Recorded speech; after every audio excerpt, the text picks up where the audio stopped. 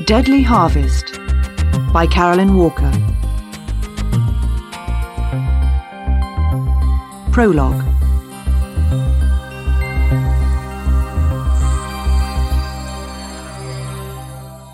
"Ah!" she cried, and sat down on the wet grass, breathing heavily. The sudden, sharp pain had been so surprising that she couldn't imagine what had caused it. Then she saw, attached still to the back of her hand, a bee delivering its poison into her skin. Horrified, she knocked it away and watched the redness and swelling begin while the pain intensified. She heard footsteps, rubber boots kicking small stones from the path so that they rolled down the hill. Looking up, she saw the face, black as thunder. "Hey, you! Push off!" From deep within her came a strange, bitter laugh that she couldn't control. I know what's going on," she said, breathing heavily. I'm going to the police." Her fingers found the handle of something, an axe, leaning against the wall. She picked it up. She stood up, took a few steps back on the stony path, and raised the axe in front of her. She couldn't look at that face boiling with anger. She concentrated on the black boots, but these moved quickly out of view. Hands grabbed the axe. She watched with a strange interest as it swung away from her, out of her hands, and then back towards her. She noticed how this monstrous-looking face seemed hypnotized now, a robot, programmed, and unable to stop what was about to happen. Her eyes closed just before she heard a distant thud, and a terrible, blinding pain exploded inside her head. Chapter 1. Going South. It was early spring, and the sun was pouring through the window of a small flat on the first floor of an elegant 3-story house. Out of the window, a pair of swans could be seen flying over the river, which passed through the West Country market town of Pilton. A woman, Jane Honeywell, stood at the window watching the swans' flight, dressed in her nightclothes. A few days ago, from her flat in the middle of Manchester, she had seen the sun rise between the rows of smoke-blackened red-brick houses, up into the polluted city sky. Here, the sunlight was dancing on the water, and the air was clean. Pilton was a small town of some 20,000 inhabitants in the southwest of England. There were a few factories which made things like clothes, shoes, chemicals, and electrical parts, but more importantly, Pilton was a market town, where the farmers from the surrounding areas brought their cows and sheep to sell every Thursday. However, these days there was not much money in farming, especially on the small, lonely hill farms. Fortunately for the local economy, Pilton was a popular part of the world for holidays. In the summer, thousands of people would bring their money and their families to the local beaches and villages, which, with their old cottages and pretty gardens, seemed to belong to times past. Compared to the cities of the north and centre of the country, here it was peaceful and quiet and beautiful.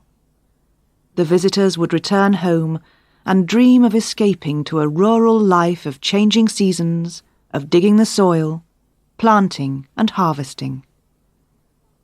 At the moment, though, the woman was missing Alan, her ex-boyfriend, and his morning cheerfulness. What was he doing right now? She could feel his absence in the weight of the silence around her. She wondered how long it would take before her new environment would no longer feel like a foreign country. Professionally, she had done the right thing. There was no question about that. But the memory of Alan's expressionless face as she had packed her suitcases filled her with a sharp sadness. "You're mad, Jane, darling," her mother had complained. "Why don't you just marry him Have some kids and settle down like everyone else." "My cat's quite enough for me at the moment," she had joked, curiously unable to explain to her long-suffering mother that the relationship was going nowhere, that she enjoyed her work too much to give it up for domesticity. Anyway, Alan had refused to leave his own work and go with her, so that was that. Suddenly, she became aware of a loud hissing sound, and she looked round, alarmed. The milk for her coffee had boiled over, and there was a steaming pool of sticky white liquid on the cooker. She swore loudly, simultaneously noticing the time. It was nearly 8:15 a.m. "Oh, my God, I'm going to be late! Help! Julian, you useless animal, where are my tights?" Jane addressed this question to her cat, which was asleep on a chair by the window. Julian the cat was disgusted by his new home, and had already fought with a large black cat next door. Working fast, Jane picked up a piece of toast and held it in her teeth. She rescued what was left of the milk and poured it into a mug. She looked briefly at the burnt mess on the cooker. She would clean it up later. With one hand, she drank the mud-coloured coffee and ate her toast, while with the other, she searched through several open suitcases on the floor, trying to find a pair of tights. "Oh, Julian, I must get organised," she told the cat, as piles of clothes fell out onto the floor. Julian took no notice. In 15 minutes, she was ready. She locked up the flat and went rapidly down the stairs. Outside it was chilly, despite the spring sun. There was a strong wind coming in off the sea from the southwest, and she wished she had managed to find her winter coat.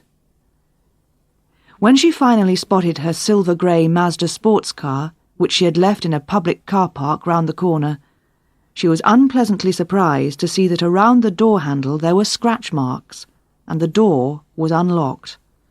Someone had clearly forced it open. "Oh no, I don't believe it! The bastards!" she groaned. Inside the car, there was a black hole near the steering wheel, and some wires were hanging loose from where the radio cassette player had once been. "I thought I'd left this kind of thing behind. Obviously not," she muttered angrily, getting in and starting the engine. It took her more than 20 minutes to drive the 4 kilometres to her new place of work. The town in which she had come to live apparently had serious traffic problems. She sat in the long queue of cars, nose to tail as they approached a roundabout, and a wave of nerves began in her stomach, made worse by the fact that she knew she would have to watch out for what her former boss had termed the dinosaurs, the people to whom a woman in a senior management position was a foreign, unwelcome creature. The dinosaurs would be watching every move she made, and would lose no time in putting her to the test. Arriving finally at her destination, she glanced at her watch. It was almost 9 o'clock. Hurriedly, she parked her car, and then walked as calmly as she could manage up to the main entrance to the dull grey stone building that was Pilton Police Station. She pushed her hair back out of her eyes, pulled her jacket down, and opened the door. "Well, here goes.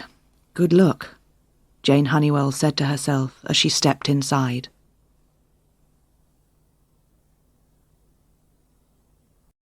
Chapter 2. Nothing exciting ever happens. "Good morning, madam. Can I help you?" said the police constable at the reception desk, looking at Jane carefully. Who was this woman? He didn't remember having seen her before. She was tall, and her face was pretty, with short dark hair neatly cut. The sharp lines of her dark suit, together with the white silk blouse and low-heeled black shoes, gave her a business-like appearance.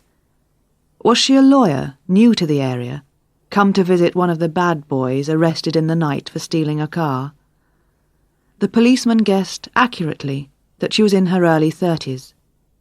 "Good morning, Constable. Yes," Jane said, holding up an identification card. "I'm Detective Chief Inspector Jane Honeywell, and as I expect you know, I'm beginning work here today as head of the Criminal Investigation Department. And your name is? Yes, ma'am. I'm Police Constable Dick Plum, ma'am. P.C. Plum stammered, looking confused.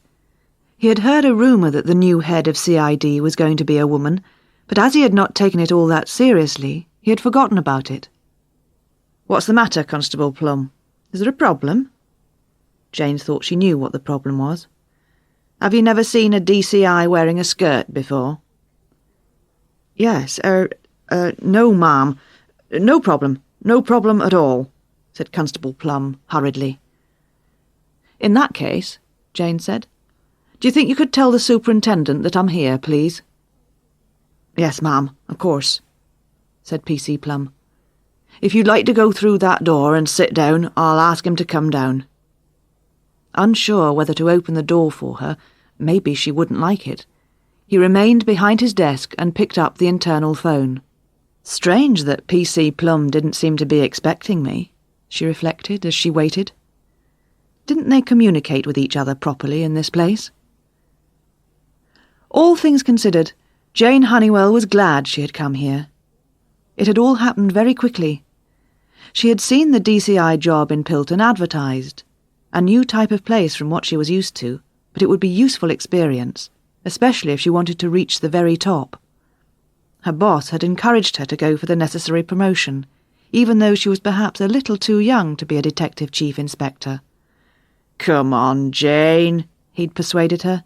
We need some more bright women at the top in the police force, and you've got what it takes, I know it, and the boys respect you. Oh, yeah, ha. She'd been doubtful. Go on, they'll love you. Go for it. Unconvinced, she nevertheless prepared for the interview, discovering that the area for which Pilton Police Station served as the divisional headquarters was huge, as it included the surrounding countryside and several other market towns besides Pilton. Much of the police work, she guessed, would probably involve a lot of time driving from village to village. Afterwards she had joked with Superintendent George Ferguson, the Pilton divisional head. No doubt the guys make sure they go past a nice country pub in the middle of nowhere at lunchtime. Oh, yes, George had agreed with a smile, clearly liking her blunt sense of humour. They can certainly fill up the hours doing very little if they put their minds to it. And then, to her surprise, her promotion had gone through, and she had been offered the Pilton job. And now, finally, here she was, in a place she imagined which was light years away from the northern city ways with which she had grown up. Hello there.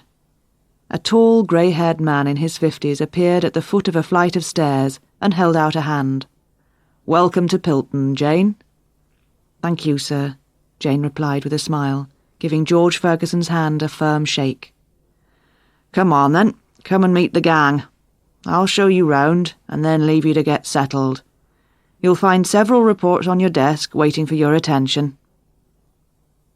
They set off up the stairs, and George opened the door into a room full of computers and strange faces, mostly, though not quite all, male.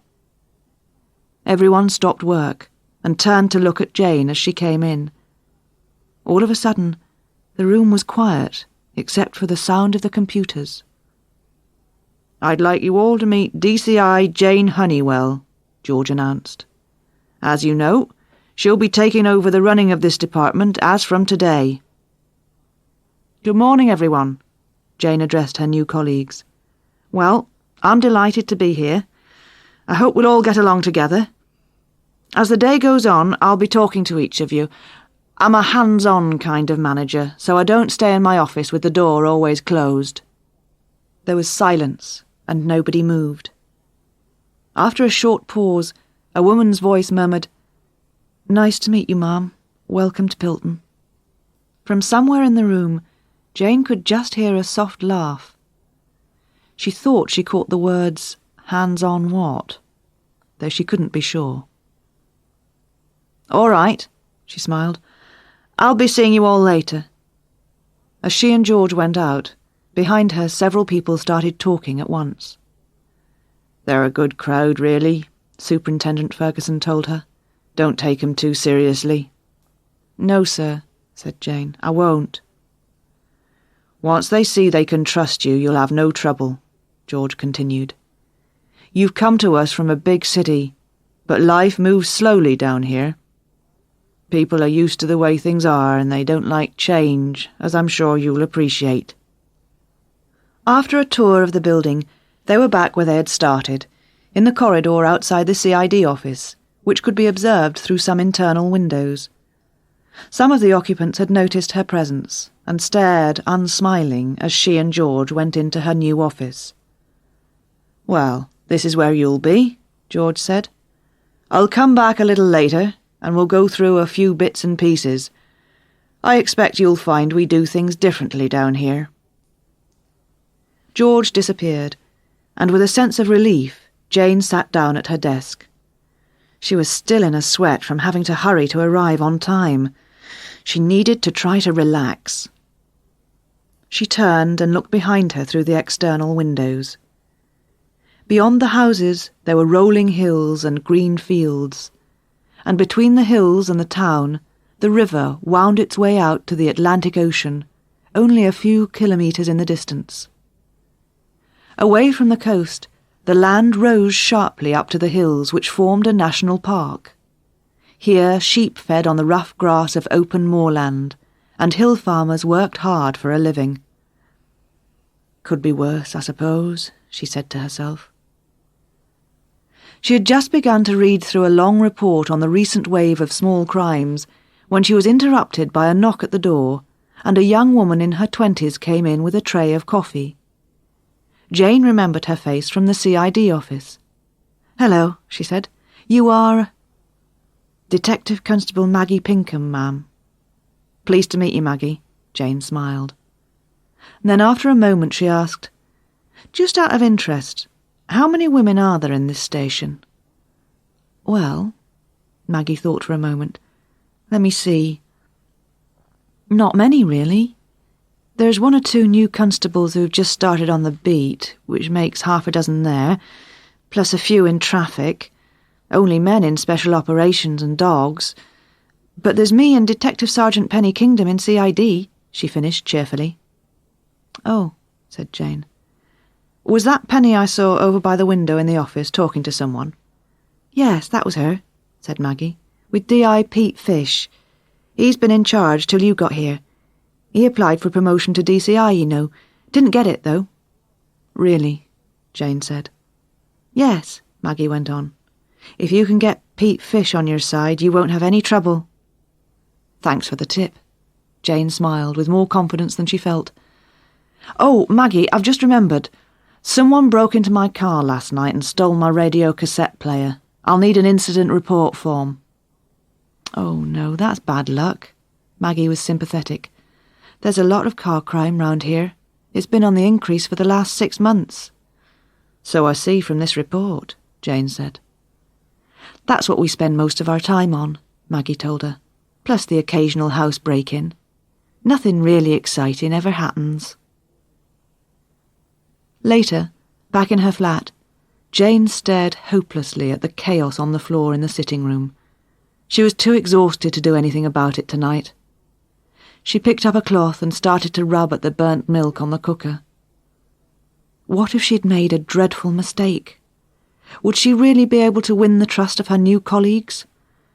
Should she just pick up her suitcases and go back to Manchester? Just then the phone rang. "Hello, love. Well, how was your first day? Did you get on all right?" The northern accent was unmistakable. "Oh, hello, Mum," Jane said weakly. "Yes, thanks, fine. Everything's fine." It was comforting, after all, to talk to a familiar voice. After speaking to her mother for a while, she felt more cheerful. Tomorrow was another day, and she had to continue her chat with each of the members of her team, especially Pete Fish, who had somehow managed to avoid her today.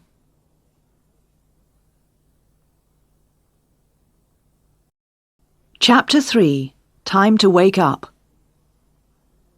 A week later, on Monday evening at about 11 p.m, Jane was sitting in her flat, a glass of wine in her hand, and Julian the cat curled up on the sofa next to her.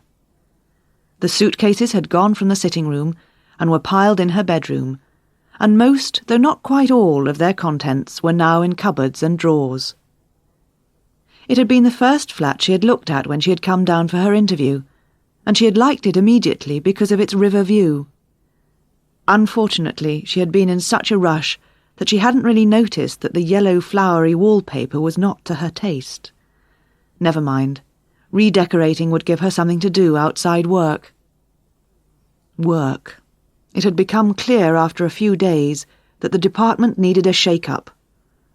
Unlike Manchester, where the police force struggled hard to contain violent crimes and drug-related offences, her new colleagues seemed to take a more relaxed approach.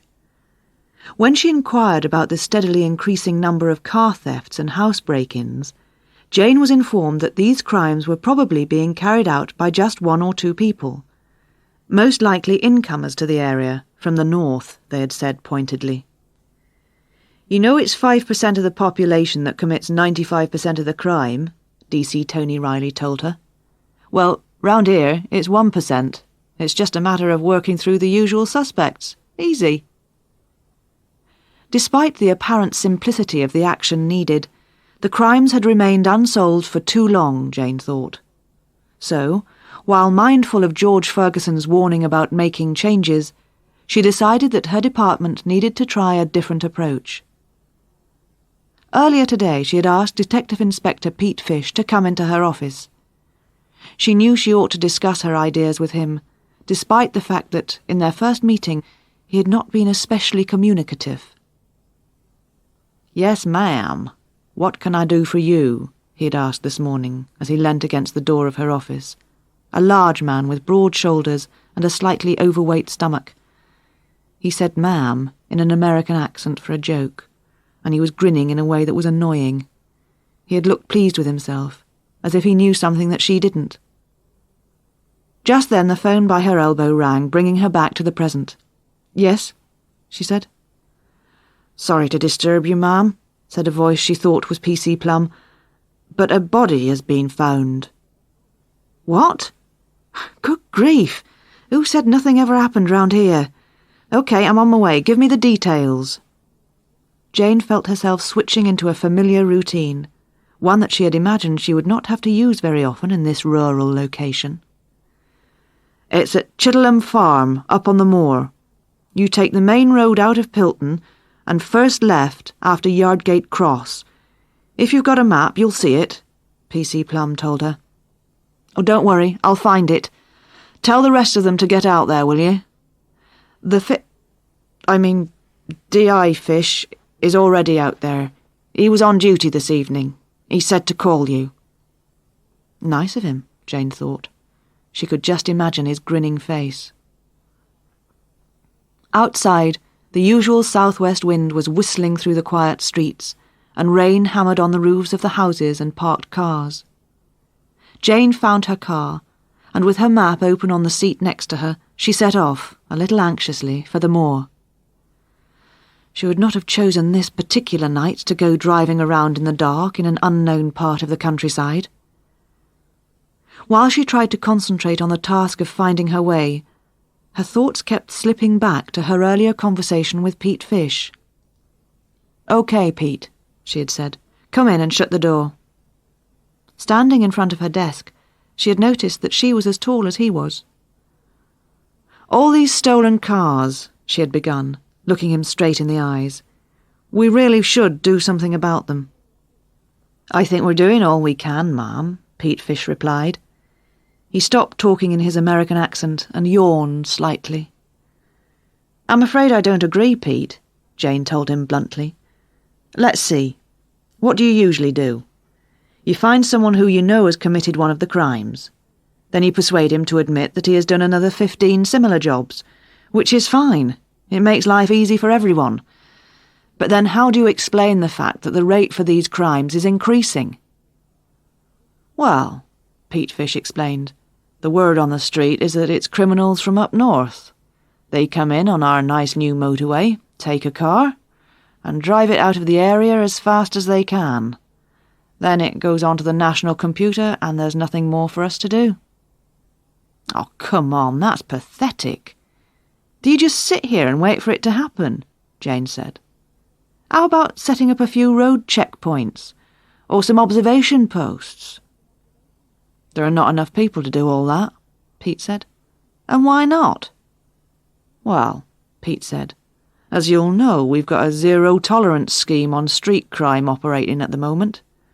All the drunks, thieves and undesirables that get arrested, well, they have to be transported to prison, to court. That uses up a lot of vehicles and staff." "Zero-tolerance schemes don't work," Jane pointed out. "The bad guys just move elsewhere." "Possibly." Pete's reply had been short, almost rude. "Let's get things straight right from the beginning, Pete," Jane had said, realizing that she had to get tough. "You may not like the fact that I'm your boss, but I'm here to stay, so you'll have to get used to it. I'll discuss zero tolerance with Superintendent Ferguson. In the meantime, I'm going to draw up plans for a major crackdown on car crime and burglaries. It seems to me that life is a bit quiet round here. In fact, it's so quiet I think you're all asleep. Well, it's time to wake up now." "Yes, ma'am." Pete had not looked happy. "But quite honestly, I think it'll be a waste of time." "Well, I'll be the judge of that, thank you." Jane turned away to continue working. Pete went out, shutting the door loudly. Jane could see through the internal windows that he was talking to some of the other men in the CID office. From time to time they looked towards her room, laughing. Now, thinking about this incident as she was driving along in the dark and the rain, Jane would have preferred not to have to face Pete and the others tonight. She hadn't particularly wanted to come into conflict with the men she would have to work with so soon after starting her job. And now there was a serious crime to deal with. She couldn't afford to make any mistakes. Oh, hell. Was that Yardcross Gate? She'd have to walk back to the signpost. She stopped the car and, taking a torch, walked back to where she thought she had seen a signpost. She reached the crossroads and found that the signpost no longer gave any useful information. One arm had fallen off, and the other pointed back to where she had come from. Annoyed, she went back to her car and studied her map, though she could make no sense of it. She would just have to carry on until there was another sign. About 3 kilometres further on there was a left turn, and a small house on the corner where there was a light in an upstairs window. She decided to knock at the door. "I'm sorry to bother you," she said to the elderly man who looked nervously round the half-open door, "but I'm looking for Chitterham Farm." She showed him her police identity card. He looked carefully at it, seemed satisfied, and mumbled something in a strong local accent. But with the high wind and his strange accent, Jane could hardly make out what he was saying. She understood, however, that she was going in the right direction. "Thanks. I'm sorry to have got you out of bed," she said, and set off again. To her relief, the old man was right. After a couple of minutes there were blue flashing lights ahead, and drawing nearer she could see several police cars, their yellow stripes glowing in the dark. A black and white sheepdog appeared, barking loudly as she drove down a narrow lane leading to a large farmhouse. She parked and walked towards a uniformed officer, behind whom a group of people were talking excitedly. One of the figures moved away from the group and approached her. It was Detective Inspector Pete Fish.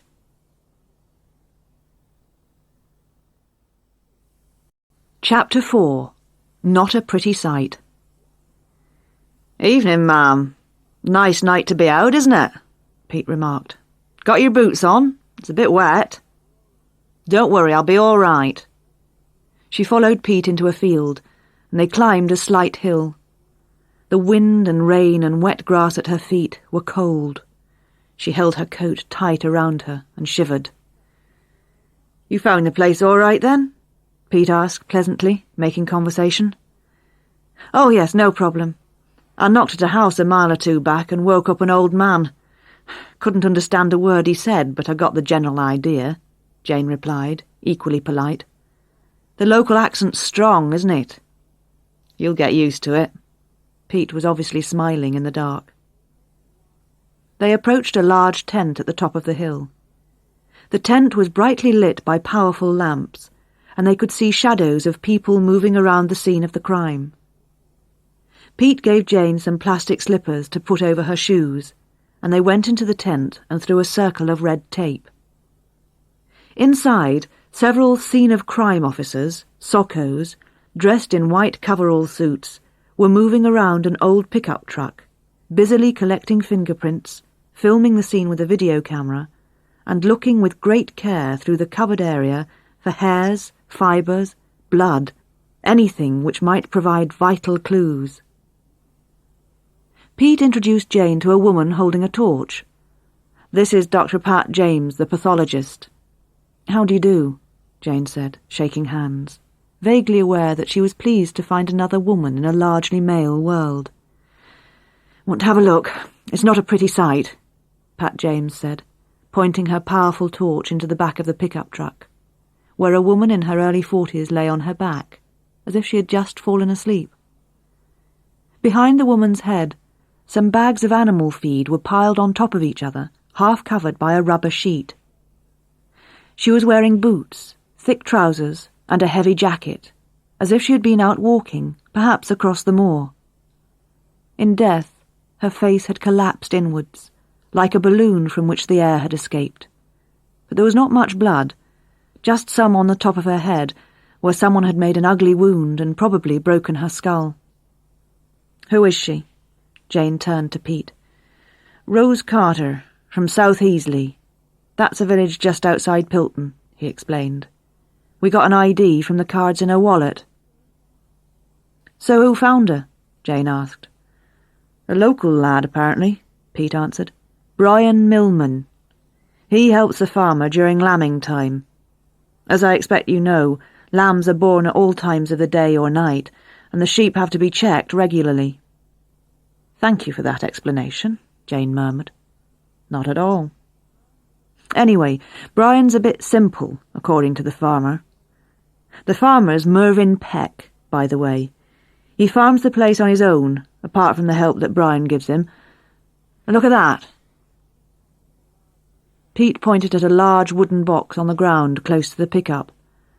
But Jane had already started to walk towards the box, which had legs and a sloping roof. "What is it?" she asked. It's a beehive," Pete said with some amusement. "Haven't you ever seen one before?" "Not like that," Jane said sharply. "What's it doing there?" "It was on top of the rubber sheet that covered the body," Pete replied. He grinned with boyish enthusiasm. "It's like something out of a detective novel. The beekeeper murderer. You know, the murderer's signature." "Well, perhaps," Jane replied a little stiffly. "More likely the beehive was the nearest heavy object to hold the sheet down. It's very windy, you know. Come on, we need to talk to the farmer and this boy." In the farmhouse kitchen, the farmer, Mervyn Peck, was sitting in a brown armchair that was so old the insides were falling out. 2 uniformed police constables were standing with their backs to a large old-fashioned cooker. A young man of around 17 or 18 was seated on a wooden chair, resting an elbow on a big square table, on which stood several empty mugs, half a bottle of milk and a bag of sugar. Nobody was speaking. Although it was warm enough inside, the impression was of a house given the minimum of attention. There were no curtains at the windows, and the ancient worn carpet was caked with mud. Spiders' webs hung in dark corners. The once white walls and ceiling were dusty and yellow with the stain of tobacco smoke. Obviously, the needs of the farm and its animals came before those of housework and home decoration. "Good evening, sir," Jane said to the farmer. "I'm DCI Jane Honeywell. I'm afraid we have to ask you a few questions." "Yes," said Mervyn Peck in a dull voice. "Go ahead." "Well, can you tell us what happened, please?" she asked quietly. "I was asleep," Mervyn began, as if he was unaccustomed to speaking. Gone to bed early. Lambing time, see? Next thing I know is the boy there, Brian. He's pulling at me, shouting some nonsense about the police. Couldn't understand what he was on about. Anyway, I had to get up, go outside with him. Took me up into the field with the truck in. "It is your pickup truck then, sir?" Pete interrupted. "Is that where you normally keep it?" "Often leave it in the field overnight if it's got feed in the back. Saves time in the morning." "What time was this?" Jane asked. "About 9:30. Couldn't understand what he wanted, so I started to shout at him. He's not quite all there, you know. Never know what he'll do next sometimes." Mervyn touched the side of his head with his forefinger. "We got to the pickup, and he pointed at the back, at the beehive. First I thought he just wanted to show me the beehive, and I thought, terrific, wakes me up just for this. Then I realised he wanted me to look under the sheet. Pulled it back, and there was a pair of feet sticking out. I tell you, it gave me a fright. Ain't never seen a dead body before. I mean, I seen plenty of dead animals, but not a human being. Tried pushing the feet, just in case it was an old tramp or someone having a sleep, but they didn't move. They looked like a woman's feet, quite small, you know, neat looking. Anyway, Brian said he'd wanted another bucket and came out here to get one from the pickup. I said we'd better get the police, and he said he could dial 999 like they do on TV. "Did you have a look at the woman's face?" Jane asked him. "You're right, it is a woman." "No, don't want to," Mervyn said flatly. "Do you have any idea who she might be?" "None at all," he replied. "Don't know who she is or how she got there. There's only me lives here, and no one comes up here except Brian and my brother. He keeps his bees out in one of the fields." "Her name's Rose Carter," Pete said. "Never heard of her," said Mervyn. "Will I be on TV?" asked Brian. "Maybe, son. You did well," Pete told him. "Well done." Brian looked pleased. "Did you see anyone here today, Brian?" Jane asked. "Yes, I saw Mr. Peck." Brian seemed surprised by the question. "No, I mean anyone else," Jane said. Brian seemed to become suddenly shy.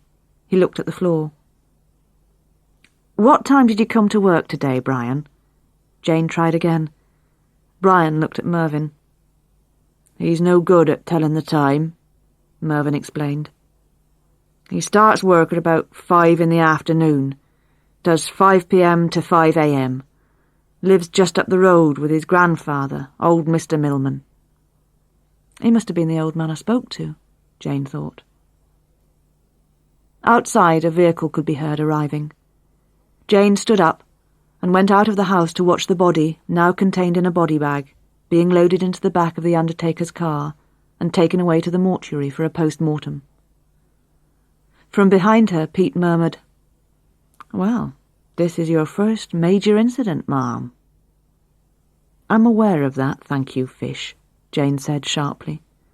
"I want an incident room set up immediately, with everyone in the department involved. We may need to call in some help from the other departments. I want everyone there at 8 a.m, on the dot."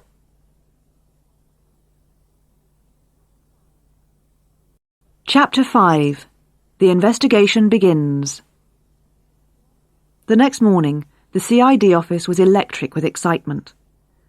When Jane arrived just before 8 a.m, people were gathered together in small groups, or else rushing around with pieces of paper and answering endlessly ringing phones. You'd think there'd never been a good murder before, Jane thought to herself as Pete walked in through the open office door.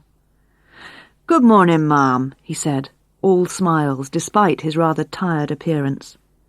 He needed a shave, and there were dark shadows below his eyes.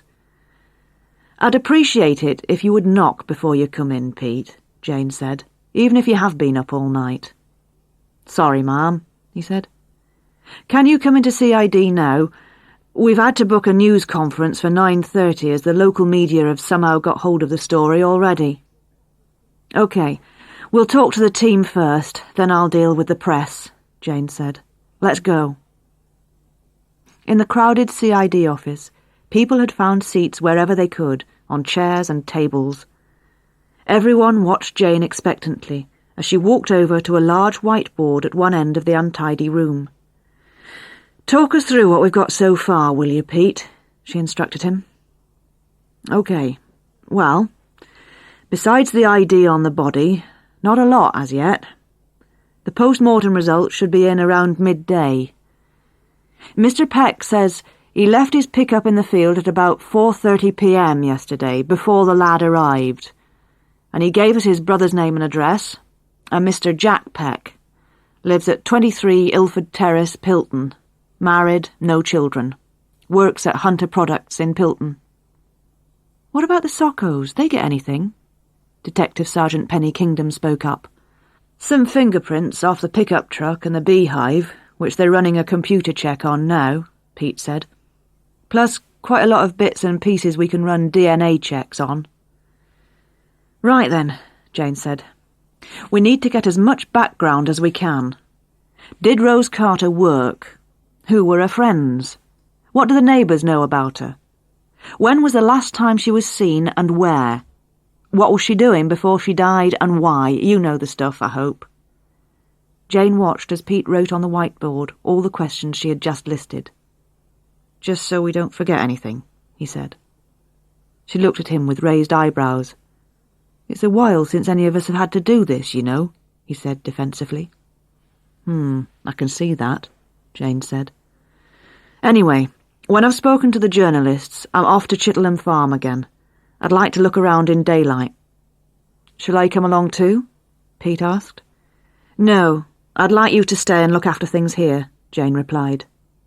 Didn't he think she could handle Mr. Peck, or what? "Would you like a driver, just in case?" "In case what?" "Oh, all right, I suppose I might get lost in the depths of the countryside and you might never see me again," Jane said acidly. In fact, it would probably be quicker to have someone with her who knew the way. "Tony, you come with me, please." "Don't forget your boots," Pete added with a grin. A wave of laughter sounded in the room. At Chittenham Farm, DC Tony Riley parked the police car, while Jane got out and walked up to the uniformed policeman standing guard outside the farmhouse. There was no sign of the black and white sheepdog today. "Mr. Peck's out in the fields, ma'am," the policeman told Jane.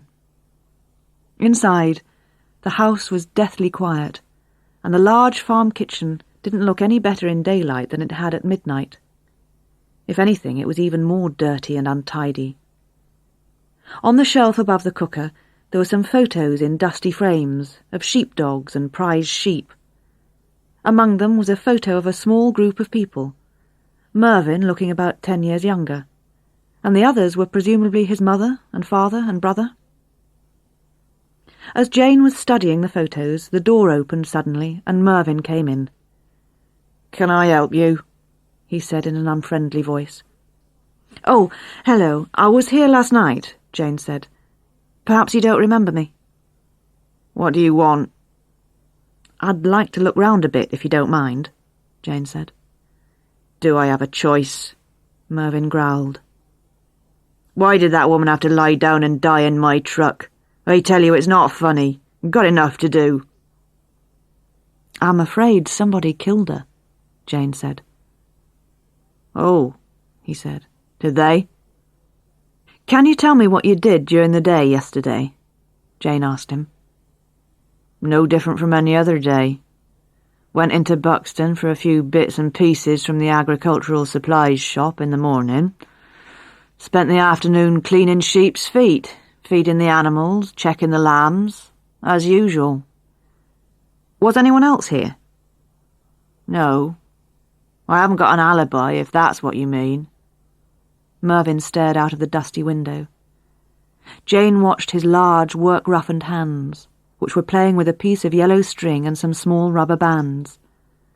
His face was reddened by the wind and rain, his hair greying and untidy. He was probably in his 40s, but he could have been 50, she thought. She had not understood before that farming was such a hard life. She became aware that he was uncomfortable in her presence. But then he must have realised he was a suspect. "Is that your brother, Jack?" Jane asked, pointing to the family photo on the shelf. "Yes," replied Mervyn. "How often do you see him?" "Couple of times a month, usually. He comes out at weekends to see his bees. It's his hobby." "What's his job exactly?" Jane asked. "Oh, the company makes agricultural products. But to tell you the truth, I'm not exactly sure what it is Jack does." "Would you mind showing me around?" Jane asked.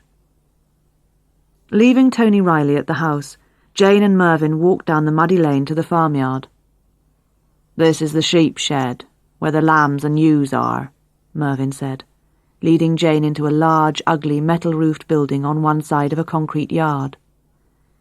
Inside, the sound of the sheep bleating became suddenly deafening as they caught sight of Mervyn, who usually brought their food. All Jane could see was an army of woolly coats pushing and fighting to be the first to reach what they must have hoped was a food bucket. In one corner she noticed 5 or 6 sheep separated from the rest by a large sheet of metal. They seemed to have open wounds on their faces, and their heads hung low. Unlike the others, they showed no interest in the appearance of the humans. "What's wrong with them?" Jane shouted above the noise. Even to her city eyes, these animals looked a little sick.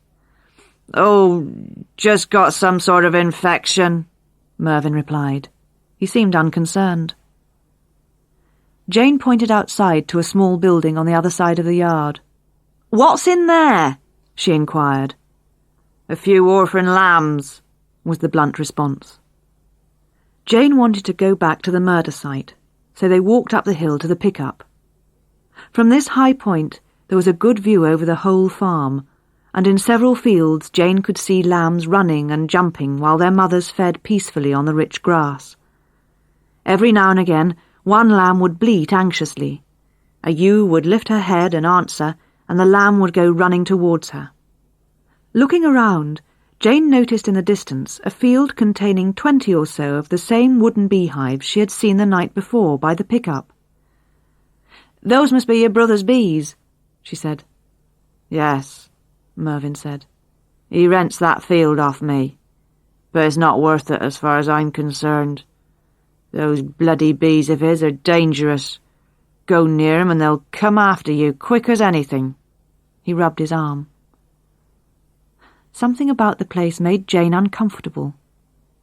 Perhaps it was the idea that somewhere in this beautiful picture postcard scene a killer was hiding. Perhaps it was something about Mervyn himself. She couldn't decide if he was telling the truth.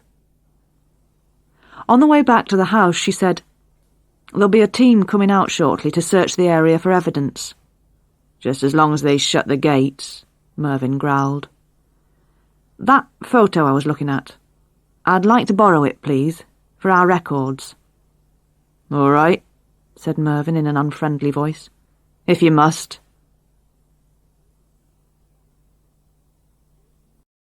Chapter 6. An Ordinary Respectable Woman. Back at the police station, Jane was eating a cheese sandwich in her office when Pete walked in, holding some papers. "Ah, you're here," he said. "Get anything useful?" "I've already asked you once to knock before you come in," Jane said shortly. "Sorry." There was a brief silence. Jane said, "We'll have to go and see the brother later, but—" She frowned. "What? Got some ideas already?" No, it's just that farm gave me the creeps. That Mervyn never looks me in the eye when he talks. I don't trust him." "He might just be shy. A lot of farmers are. They spend their days with their animals, so they forget how to talk properly. They lose the power of speech," Pete explained. He grinned suddenly. especially when they're talking to an attractive young woman. Jane glared at him. "You don't need to make comments like that, thank you," she said. "Maybe not, but it's a fact." She had just opened her mouth to make a suitable response when there was a knock at the office door, and DS Penny Kingdom came in with the post-mortem results. "Thank you, Penny," Jane said, glancing through the report. "Well, cause of death was a severe blow to the head with some kind of blunt instrument, pure and simple.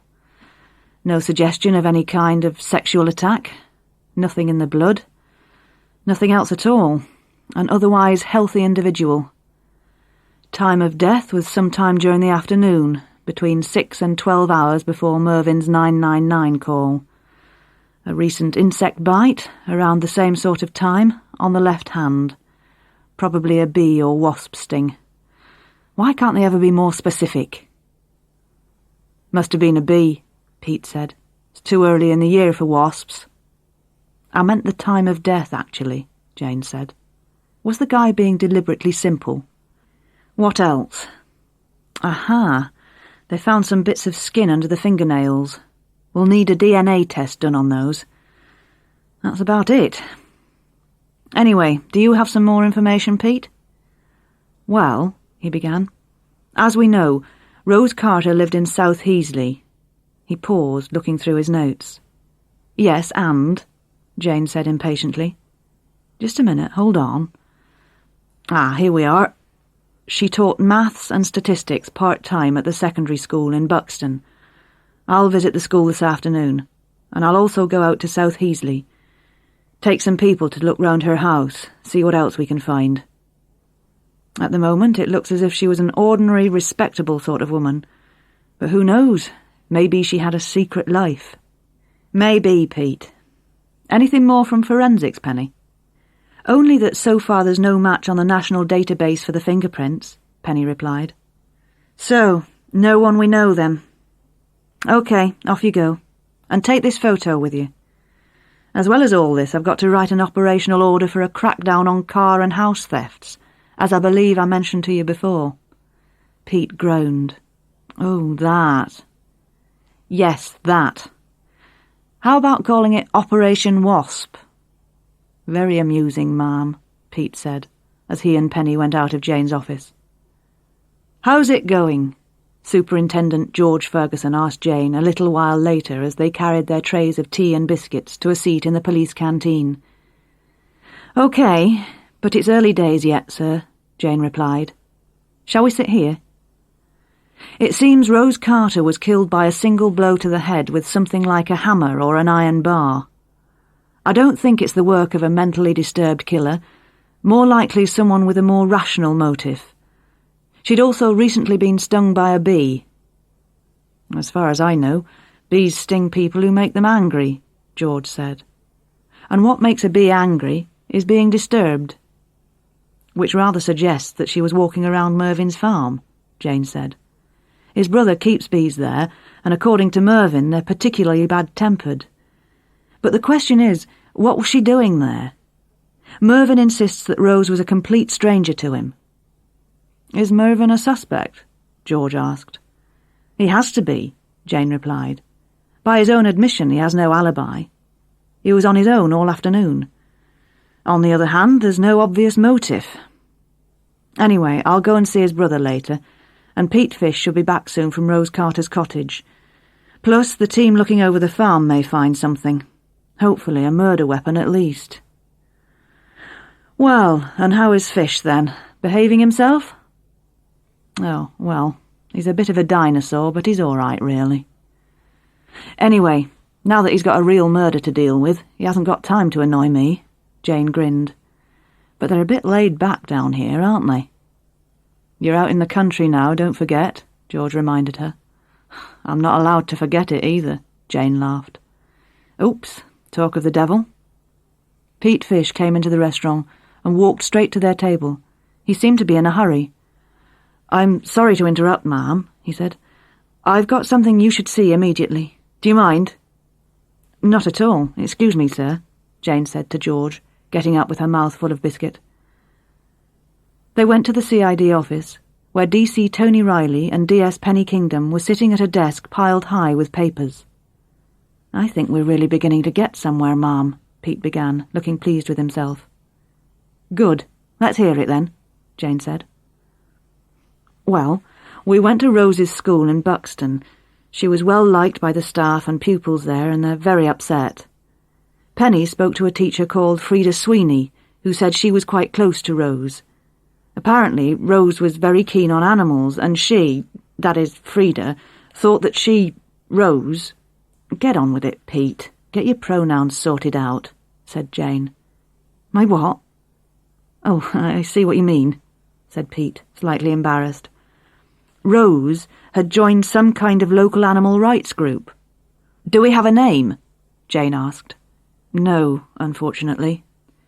"Also," Penny broke in, "Frida came out with the fact that Rose had been having an affair with a married man, only no one's supposed to know about it.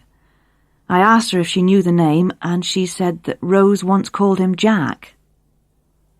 "Mervyn's brother's name is Jack," observed Jane. Pete raised his eyebrows. "You wait," he said. "There's more. At South Heasley, Tony and I spoke to the couple in the house next door to Rose's. Like everyone else, they're shocked by what's happened. Can't believe it. They said Rose was a wonderful woman who did a lot of work in the community. Obviously very respectable. Anyway, I asked them if they'd noticed if she'd had many visitors. Anyone regular. In small villages, you know, everyone knows what everyone else is doing." "Do they really? How useful," Jane remarked. "Where would we be without your expert knowledge of rural habits?" Pete looked offended. "I'm trying to be helpful here." "Go on." "Well, I said she probably had a secret life, didn't I? The neighbours said that a man used to come to visit her regularly, about once a week, sometimes more, usually in the afternoons. They didn't know who he was, but he was well dressed, usually wore a suit, middle-aged, drove a white Ford Escort Estate with a K registration number plate. Sometimes they'd wave to him, but he always acted as if he didn't notice. We showed them the photo with Jack in, and they said they thought it was the same man." "Time to pay a visit to Mr. Jack Peck, then," Jane said. "Yes, ma'am, sure is," Pete said, doing his Texan accent. God, I hate it when he does that, Jane thought. Penny said, "We also got this from Rose's house." She held up a diary. "Well done," Jane said. "I'd like to look at that." "Right then. It's nearly 5:30 now. Jack Peck will be finishing work soon, I imagine. We'd better go straight to his home." "Oh, yes, so he will. Good idea," Pete said. "Thanks," said Jane acidly. Just then, DC Maggie Pinkham joined the group. "Thought you might like to know they found a bike," she announced. "Where?" several people said at once. "On Mervyn Peck's farm, some way from the house." "Any sign of a murder weapon, Maggie?" Jane asked. "No," said Maggie. "Not yet." Chapter 7. The Beekeeper. At about 6:45 p.m, a police car pulled up outside the suburban house in Ilford Terrace, Pilton, in the driveway of which a white K-registration Ford Escort estate car was parked. Jane and Pete walked up to the front door, through the tidy garden planted out with sweet-smelling roses and soft grass. The door opened almost before they had knocked, and a tall man in his middle 40s stood looking at them. He was dressed formally in a suit and tie, and his dark hair, greying at the sides, framed a face that was coldly handsome. "Good evening, sir, CID, Jane said, as she and Pete displayed their identity cards. "Yes?" The man didn't move. "Are you Mr. Jack Peck, brother of Mervyn Peck of Chitterham Farm?" "I am." The voice was cautious and not very welcoming. "We have a few questions to ask you. As you may know, a woman was found dead on your brother's farm yesterday. May we come in for a bit?" Jane asked. "It's a little inconvenient. I have to go out soon," Jack Peck said. Well, all right, but I don't know what help I can give you." He showed them into a well-furnished, comfortable room, filled with objects from foreign countries. Persian carpets, Arabic coffee pots, Chinese vases and paintings. The contrast with his brother's house was striking. The furniture was polished, the cushions smoothed, there was no dust to be seen, and a sweet smell of flowers filled the air. "You have some lovely things here," Jane remarked, looking around. "Oh, collected on my travels," Jack Peck replied. "Does your work take you abroad, then?" "It used to. Not any more, unfortunately." "Do you mind me asking what you do?" Jane inquired. "I work at Hunter Products, in the research department," Jack told her. "We make agricultural chemicals and animal vaccines. Not very exciting, I'm afraid." "Nice painting," Pete said, pointing to a large watercolour of an attractive woman on the wall. "Is that your wife?" "Well, it is, as a matter of fact, but I don't know what it has to do with you. Do you have something particular to ask me?" Jack sounded impatient. "Yes, sir." Jane frowned at Pete. "Do you keep bees on your brother's farm?" "Yes, it's a hobby of mine. I can't keep them here as we don't have a big enough garden." "Do I understand that you think Mervyn's connected with this horrible business?" Jane ignored his question. "How often do you visit Chittenham Farm?" she asked. "It depends. Depends on the time of year and what the bees are doing. Not a lot in the winter, but they're waking up now, so about once or twice a month, I suppose, at the moment." "That is your car outside, I imagine, sir?" Pete said, indicating the white Ford Escort. "It is. Look, what's all this about? I hope you don't think I had anything to do with it." "We have to check everything, sir," Jane said. "Would you mind telling me where you were yesterday afternoon?" "I was at work. You can confirm that at the factory." "You didn't leave the building?" "No, I was there all the time, I told you. You can check because all arrivals and departures of staff and visitors are recorded." "Did you know the dead woman, Rose Carter?" Pete inquired. For a moment, Jack appeared about to lose control of his emotionless exterior. "Yes," he said quietly. "How well?" Jane asked. "Through my work. She did a bit of part-time statistical work for us, so I used to see her from time to give her the material. Data analysis stuff. I'm sorry she died in such unfortunate circumstances." He spoke with difficulty. "When did you see her last, sir?" Jane asked. "Last Thursday, actually. I went to collect some figures from her, but she hadn't quite finished the work." Just then, a dark green MG sports car drew up outside the house. As the driver got out, Jack said, "That's my wife." Susan Peck came into the front room, carrying some large bags from local department stores. Like her husband, she was elegantly dressed, giving an impression not of wealth exactly, but certainly of being very comfortable. Definitely a member of the town's privileged classes, Jane thought. "Darling, these are the police, from the CID, Jack explained. "Oh, good evening," Susan Peck said. "I suppose you're here because of that poor woman on my brother-in-law's farm. I heard about it on the local news. How terrible." "Yes, madam," Jane said. "We're just going. Just for the record, where were you yesterday afternoon?" "Excuse me?" A look of alarm appeared on Susan Peck's face. "You were out shopping, weren't you?" Jack Peck addressed his wife. He seemed to want the interview to be concluded as rapidly as possible. "Well, yes, I was, but—" Susan stammered. "If you'll excuse us, Inspector." Jack turned to Jane. "We're due to meet some friends at the theatre very soon."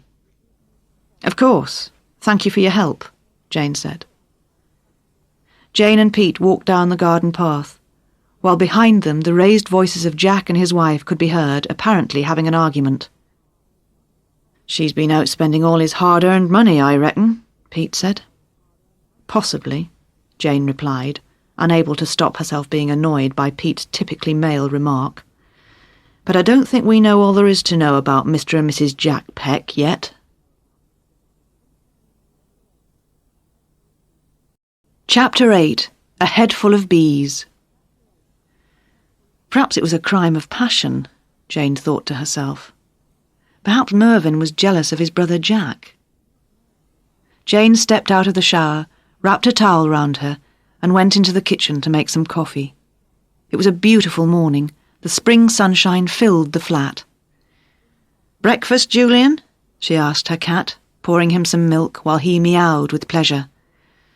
"What do you think, Julian?" she said out loud. Julian drank his milk. "Of course there's Susan, his wife, as well. If she knows about the affair, she'd have a motive. Does she have an alibi?" she asked the cat. Jane had spent part of the previous evening looking through Rose Carter's diary. In among the shopping lists, appointments, reminders to go to the dentist, doctor, and so on, were some entries which needed further investigation. Jane had noticed, for example, that once a month since last November, the name of a farm appeared in the diary, such as Ladywell Farm, Upcott Farm, Beer Farm. Chitterham Farm had been the farm for February, the previous month. Did this mean that Rose had visited all these farms? On the day Rose had died, the diary entry was again Chitterham Farm. Why was Chitterham Farm written down twice? Was Rose in fact a regular visitor there? Some of the other entries were also interesting, but probably explained by Rose's working relationship with Jack Peck. At least once a week, the initials JP and a time, such as 2:30 or 4, had been written. On the Thursday before Rose died, the entry read JP 3. There was also the question of the relationship between Rose Carter and Jack Peck. It was school gossip that Rose had been having an affair, presumably with Jack Peck. Sitting in the daily traffic jam, she planned the day. She would go to Jack's workplace herself to check out his alibi, and send Pete or one of the others out to South Heasley again. Although Rose's neighbours had seen his car regularly, or a car like his, had Jack actually been there on Monday afternoon? After giving instructions in the CID office, Jane set off for Hunter Products. It was situated on an industrial estate on the other side of the river. As usual, the queue of traffic proceeded slowly over the bridge, and Jane looked with annoyance again at the black hole by the steering wheel of her car. Must get that fixed sometime, she thought. Since her arrival in Pilton, there didn't seem to have been a spare minute to attend to the little things that were necessary to run her life outside work. She promised herself that when this case was over, she would celebrate by going out and buying the best car stereo system she could find. At the automatic barrier at the entrance to Hunter Products car park, Jane spoke into a microphone. Detective Chief Inspector Jane Honeywell, Pilton CID. The word chief still felt a little strange to her, but obviously not to anyone else, as a faint voice replied, "All right, madam," and the barrier lifted. Driving in, she noticed that several closed-circuit TV cameras were positioned around the car park and high up on the factory building. Inside the factory, the reception area was spotlessly clean, and there was a hint of chemical in the air. A foxy-faced female, half hidden behind a high reception counter, asked Jane, "Can I help you?" Jane showed her ID and asked to speak to the person in charge. "This is a murder inquiry," she added quickly, in case the woman had any idea of putting her off. "I'll see what I can do," the receptionist said, and picked up a phone. She talked quietly into it for a minute or two, and then told Jane, "Mrs. Keane will be down in a minute. Please have a seat." She gestured in the direction of a large red leather sofa. After about 5 minutes, a tall woman dressed in a white silk suit came through the only door leading from the reception area. "Joe Keane, Managing Director. What can I do for you?" She smiled. Her clear blue eyes were set a little close together in an otherwise attractive face, framed by soft dark curls. Jane thought they must be around the same age. She shook the extended hand. "DCI Jane Honeywell," she said. "I'm looking into the murder incident out at Chitterham Farm, which you may have heard about. I believe Chittenham Farm belongs to the brother of one of your employees. I wonder if you could spare me a minute or two." Jo Keane looked briefly at her Rolex watch. "I've got a couple of minutes, but that's all, I'm afraid. How can I help?" "Thank you," said Jane. "Can you confirm that Mr. Jack Peck works here?" "He does," replied Jo Keane. "He's one of our key people. He's a research scientist in the animal vaccine department." "Has he worked here long?" "Oh, I'm not sure exactly without checking. A few years. Before he came to us, he was with a chemical company, based in Africa. I believe they were working on a vaccine for malaria." "Was Mr. Peck at work last Monday?" Jane asked. "As far as I know. If he went out, it'll be in the record. I'll have it brought down for you." Jo Keane turned to the receptionist and asked her to fetch a copy of Monday's records. "Would it be possible for someone to leave the building without anyone knowing, say for an hour or two?" Jane asked while they waited for the receptionist to return. "No, I don't think so. We're a small company here. We all more or less know what each other is doing." The receptionist reappeared and handed Jane several sheets of computer paper. "You keep very careful records," remarked Jane, looking through the papers. There was no indication that she could see of Jack's having left the factory after his arrival at work at 8:45 a.m. on Monday. "Well, we like to know who comes in and out," explained Mrs. Keane. "Would you mind if I borrowed the videos from the closed-circuit system?" Jane asked. "Well," Jo Keane hesitated. "I'm just interested in the car park and the entrances and exits to the building," Jane said. "I'll only need them for 24 hours or so." "Well, OK. I'll have them sent round to the police station," Jo Keane said finally, with a stiff smile. Later, as Jane sat at her desk, staring at the computer printouts from Hunter Products on one side of her desk and a half-written operational order for Operation Wasp on the other, there was a knock at the door and Pete came in. "Well, you knocked, which is an improvement, but you're also supposed to wait until I say come in, you know," Jane remarked. "Sorry," said Pete, not really listening. "I've just got back from South Heasley. That family photo, I showed it to another of Rose's neighbours, Mary Brady, who wasn't at home the first time we went. Not only did she recognise Jack, but she also saw a white Escort estate outside Rose's house early Monday afternoon. She didn't see the driver, but she was positive it was Jack's car. So he's been lying to us. That means he has something to hide. I think we've got a prime suspect here."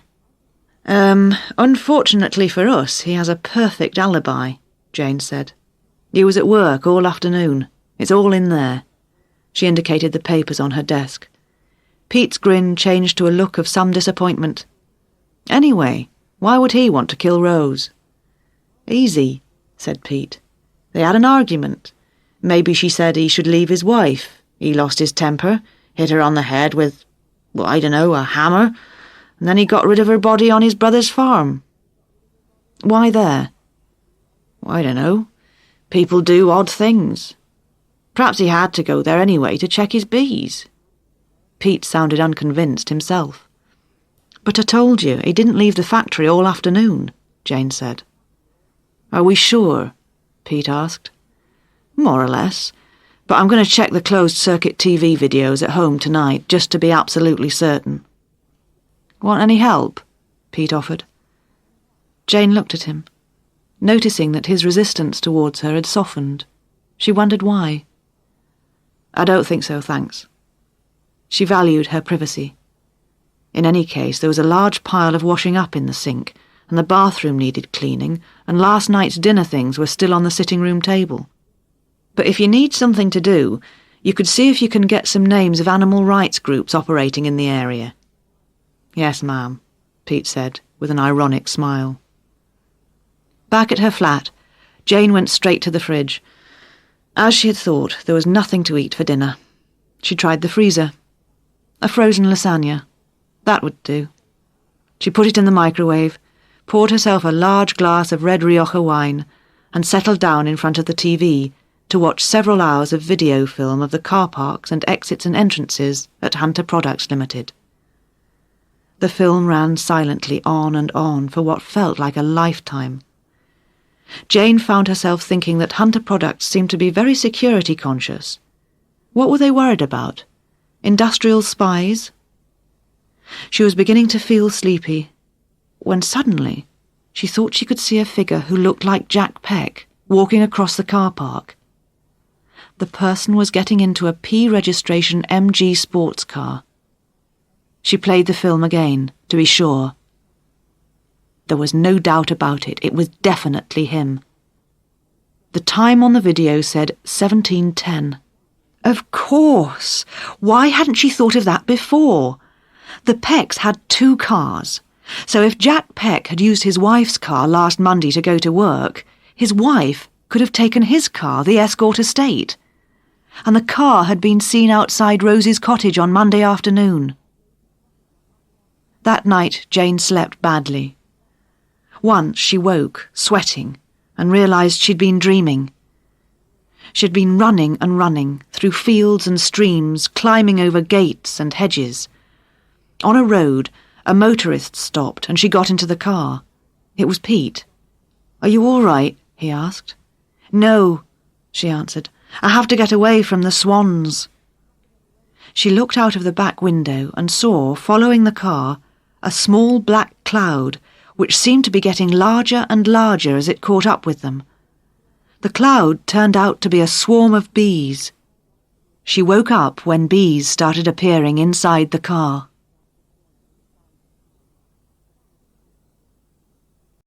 Chapter 9. The Good News and the Bad News. At 8:30 the next morning, Jane was sitting in Superintendent George Ferguson's office. Of the 2 things she needed to discuss with him, reporting on the Rose Carter case would be, she thought, a fairly easy task.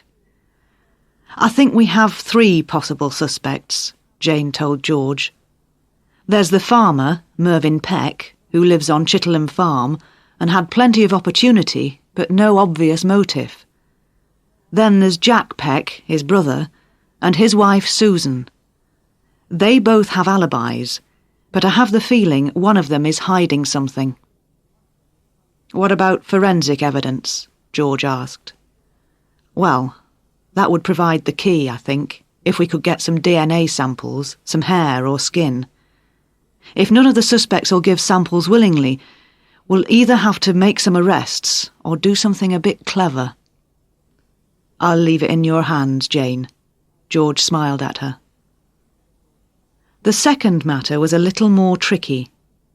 In order to have sufficient staff and money for Operation Wasp, Jane needed to get George's agreement to a reduction in the zero-tolerance activities. "The thing is, sir," Jane explained, "a lot of car crime and burglaries are committed by people from out of town. I'd like to try an experiment for a month or 2 with some roadblocks and observation teams, just to see what happens, see if we can reduce the car crime and burglaries." "Well, OK then. Give it a try for 2 months," George said reluctantly. "But remember, the public likes zero tolerance. It gets the drunks off the streets, for one thing." After her meeting with George, Jane set off for 23 Ilford Terrace. The green MG sports car was outside the house. Susan Peck came to the front door and frowned slightly when she saw who her visitor was. "I'm sorry to disturb you, madam, but I need to speak to you for a moment," Jane said. "Can I come in, please?" Susan Peck turned wordlessly and walked back into her kitchen. She switched off the radio and looked at Jane expectantly. "On Tuesday, you told us you were out shopping the previous afternoon," Jane began. "That's right." "Where did you go?" "To the supermarket, and maybe 1 or 2 other places." "Where exactly?" Jane insisted. "I don't remember. I had 1 or 2 calls to make. Why?" "Did you use your husband's car to do these things?" Jane asked her. "Yes. I always use it when I go to the supermarket. You can't get much in the MG." Jane took a breath. "Mrs. Peck," Why did you visit Rose Carter last Monday? There's no point denying it, she added, as Susan Peck seemed about to protest. You were seen by the neighbours. This was not completely true, but it was worth trying. It worked. Susan Peck sat down suddenly, her head in her hands and her shoulders shaking. She appeared to be weeping soundlessly. Okay. She looked up, tears welling up in her eyes. I suppose I have to tell you. I went to see Rose Carter because I was sure that my husband was having an affair with her. They've known each other for years, and shortly after she moved down here a couple of years ago, Jack became very, distant towards me. He seemed to be spending a lot of time at her house, working, or so he said. But her perfume was on his clothes. At this point, the tears started to run freely down her reddened cheeks. I'm sorry, Susan Peck said after a little, managing to recover her self-control. Look, I didn't kill Rose. We just talked for a bit. She told me that she had lately made a decision to stop the relationship. Then she rode off on her bike, saying she had something to do. She used to cycle everywhere, I believe. What time was this? Jane inquired. About 3 p.m., I think. Did Rose give a reason for breaking off the relationship with your husband? Jane asked. No, Susan Peck said. She wouldn't say. After a pause, she said nervously, Does this make me a suspect? Well, Mrs. Peck, so far it looks as if you were the last person to see Rose alive, Jane pointed out. However, if you agree to provide a DNA sample, we could take you off the list. Oh, Susan Peck looked alarmed. We just take a sample of your saliva. It's not painful. I'll send someone round then. Susan Peck nodded. All right, she murmured. Jane Honeywell's team of detectives was all present when she walked into the CID office a little while later. Well, would you like the good news? She asked them. Mrs. Peck has agreed to give us a DNA sample. What's the bad news then? Tony Riley asked. The bad news is that we still have nothing that's really any use, Jane said. Nothing that adds up to anything. Jack Peck's alibi seems to stand up, and I don't really think Susan Peck's a likely suspect. Jane sat down heavily at one of the desks. OK, who's going to go and get a DNA sample from Mervyn Peck? They were saved from having to volunteer by the telephone. Detective Chief Inspector Honeywell, Jane said into the phone. What can I do for you? Oh, a female voice said. There was a short pause. My name is Elisa Scott. I knew Rose Carter. I don't know whether it's important, but I think I may know why she was out on that farm where they found her. Yes, Jane said. Please go on. Well, Rose belonged to our organisation, PAW, Project for Animal Welfare, Elisa Scott explained. Her voice was quiet and gentle and without the local accent. And what's that exactly? Jane asked. Well, came the reply, mainly we go around looking for cases of animals being badly treated and reporting them. We do a lot of the legwork for the RSPCA and, it's a little complicated. The pleasant voice hesitated. Just tell me about Rose, then, Jane said. OK, Elisa continued. Each member in the branch is responsible for a particular area. What you do is you go round the farms in your area, checking up that the farmer is looking after his animals properly. Chitterham Farm was in Rose's area, and she went there about a month ago. She reported after her visit that she was worried about some of the sheep there, and that perhaps she should go back again sometime. Then I saw her last Friday, and she said she was going to go out to Chitterham Farm for another look. Maybe the farmer found her and... Again the voice paused. Miss Scott, said Jane, I have to go out to Chitterham Farm in about half an hour anyway. Would you like to come with me? You could show me exactly why your group is so concerned about the animals on Mervyn Peck's farm." "Of course, whatever you want," Elisa Scott replied. Jane put the phone down and turned to her team. "OK," she said. "I'll have a go at persuading Mervyn Peck to supply a DNA sample while I'm at the farm. And Pete, can you organise the DNA test for Mrs. Peck, please?"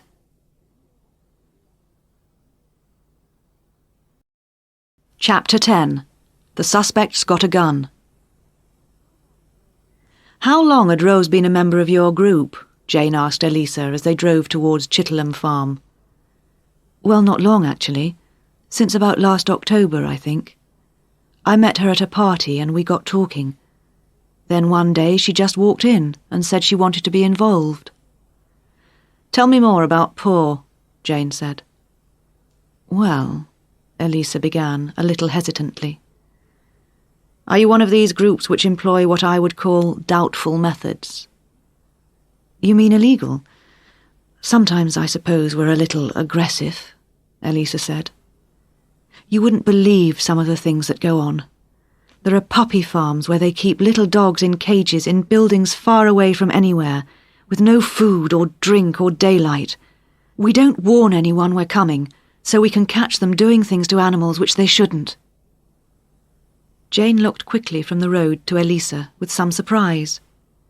The soft voice had suddenly filled with the passion felt by someone for whom the end completely justified the means. "You mean that you break in?" Jane asked. Well, I shouldn't say so to you, I suppose, but yes, we do if we think we have to." "I didn't hear that," Jane told her. "So is it possible that the farmer at Chitterham Farm had never seen Rose Carter before the afternoon she was killed?" "Yes, it's quite likely. We prefer to go in and out without being seen." Jane wondered how Elisa had learnt her skills in this kind of work. "I was in the army," Elisa said, answering Jane's thoughts. "Briefly." At Chitterham Farm there was no sign of the sheepdog. Jane decided Mervyn must be out in the fields somewhere. "All right," she said to Elisa. "Let's see if we can find out what was bothering Rose about the sheep." "Well, we won't miss it if there's anything wrong," Elisa said. "The sheep'll look terrible. Thin, wool hanging off. They may have wounds on them, or they may be lying down and not get up when you go near them." They passed the small wooden building in which Mervyn had said there were orphan lambs. "Let's have a quick look in here while we're passing," Jane said, opening the door. I think this might be what Rose was after," she declared. Elisa looked over Jane's shoulder and drew her breath in sharply. "Oh, my goodness," she said, pushing past Jane. The 5 or 6 sheep inside did not move or raise their heads as she approached them. They were lying on the floor, still breathing but almost lifeless. The air was thick with an evil mix of smells, chemicals and diseased flesh. "These are seriously sick animals. I don't know what's wrong with them, but they shouldn't be here. They could have a disease which should be reported to the authorities." Elisa's voice died away. She suddenly glanced at a point behind Jane. Jane turned and found herself looking into the barrel of a shotgun. It was aimed directly at her, and Mervyn Peck was the one aiming it. He didn't look as if he was just out for an afternoon's game shooting. "You have no right to be in here. Get out. I know my rights. You should have a search warrant to come in here, nosing around," he growled.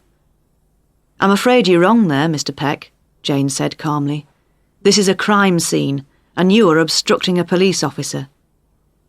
She felt in her bag, found her mobile phone and started to call. Mervyn turned and ran outside, towards an old car parked in the yard. Jane followed, but stopped when Mervyn pointed the gun at her again. "Don't move or I'll shoot!" he shouted. She had no option but to watch as he climbed into the ancient vehicle. Surprisingly, the engine burst into life, and he drove quickly away up the lane. Elisa, who had been examining the sick animals more closely, reappeared in the yard. "Come on," Jane shouted. "I'm going after him."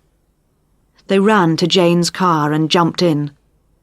At the top of the lane they saw Mervyn turn left down a road that led towards Buxton. "I know a short cut," Elisa said. "Go down this lane. We can cut him off." "We need some help," Jane said, holding the steering wheel with one hand while trying to operate her mobile phone with the other. The car was moving rapidly towards a ditch. "Watch out!" Elisa cried. "Give me that thing. I'll do it. You watch the road." While Elisa held the mobile phone, Jane screamed into it above the noise of the car engine. "I need assistance, urgently. Don't ask me to explain. Just get some armed cars out here fast. The suspect's got a gun." She told them where they were and switched off the phone. The lane was just wide enough for one car. On each side was a high bank with a thick hedge on top, and at its base a ditch. The lane twisted and turned up and down hills, and it was impossible to know whether or not there was a vehicle coming in the other direction. Jane could not see further than a few meters ahead, and was able to drive at only 30 kilometers per hour. At every bend in the road, she just hoped for the best. Without warning, the lane suddenly opened out onto a crossroads. Before Jane realized what was happening, Mervyn's car shot across the road just in front of them. To avoid hitting Mervyn's vehicle, she had to brake sharply. The wheels of the Mazda hit the stony edge of the lane, and the car turned through 90 degrees, slid sideways, and came to a complete stop, with one front wheel in the ditch. The bottom of the engine was resting on the road surface, while the other front wheel spun uselessly in the air. "Are you all right?" Jane asked Elisa. Elisa nodded. Jane then turned off the engine and cursed. "Bloody hell." She got out to examine the car.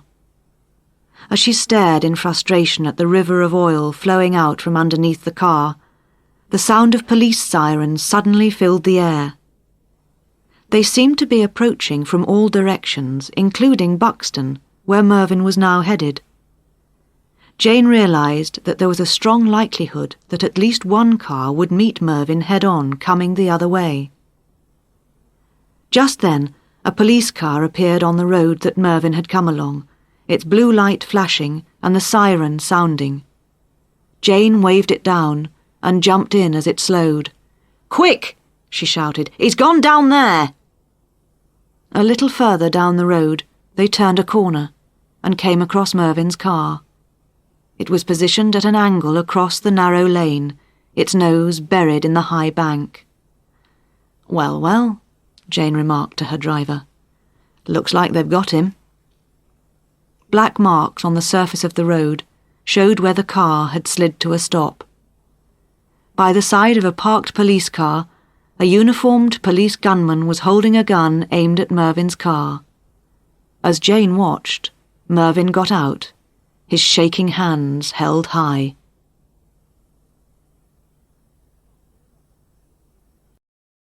Chapter 11. The Confession.